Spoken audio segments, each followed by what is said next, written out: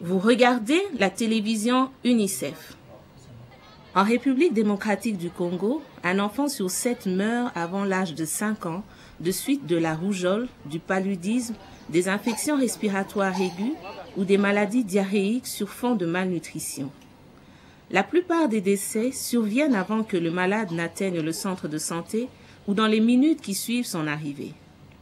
Certaines croyances ancrées dans le subconscient populaire attribuent ces décès non pas aux maladies, mais aux mauvais sorts jetés sur certains membres de la communauté.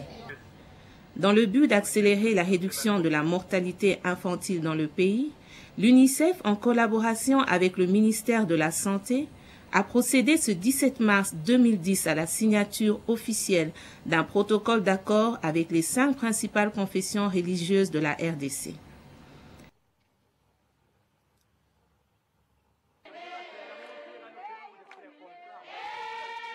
Nous avons besoin d'atteindre les familles avec des messages très simples qui vont contribuer au changement de comportement. Et donc, les églises sont des partenaires privilégiés parce qu'ils ont les réseaux, les radios, la presse, ils ont aussi les sermons, enfin, différents moyens d'atteindre les familles et les communautés.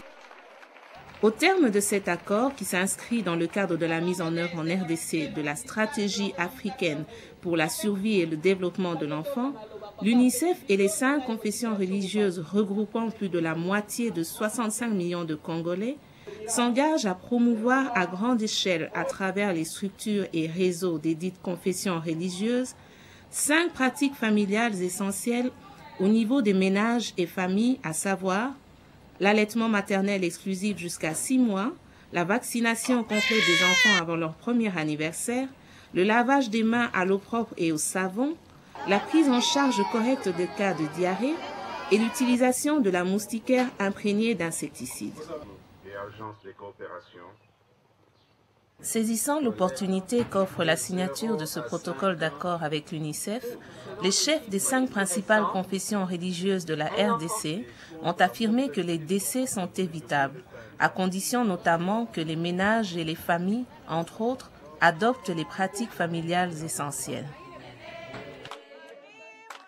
Donc, voyez, ce partenariat est pour nous une opportunité et nous ne pouvons pas être indifférents à tout ce qui touche à notre population, à notre peuple. Un esprit sain dans un corps sain, dit-on, telle est aussi l'expression de l'application de ce protocole d'accord pour le bien-être des enfants congolais. Pour la télévision UNICEF, Bibi Shpembele à Kinshasa, unissons-nous pour les enfants.